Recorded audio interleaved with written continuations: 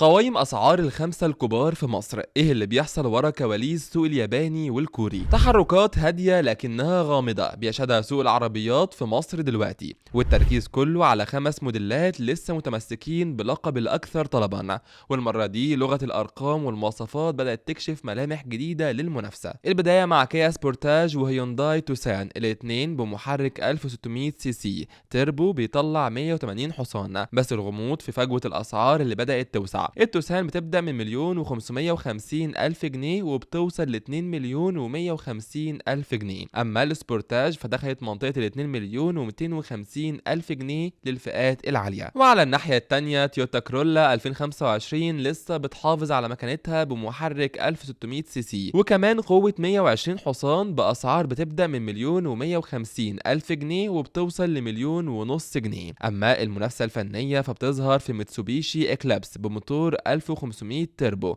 وسعر بيوصل ل1,690,000 جنيه، ونيسان قشقاي اللي بتعتمد على موتور 1300 تربو وسعرها استقر عند 1,409,000 جنيه. الكل دلوقتي بيراقب حركة القوائم دي وبيسأل هل دي أنسب لحظة للشراء قبل ما حسابات السوق تتغير من تاني، وإيه اللي بيخلي الموديلات دي تحديدا هي العملة الصعبة في الشارع المصري. لو الميزانية تسمح تختار القوة الكورية ولا الاعتمادية اليابانية؟ شاركنا برأيك في الكومنتس.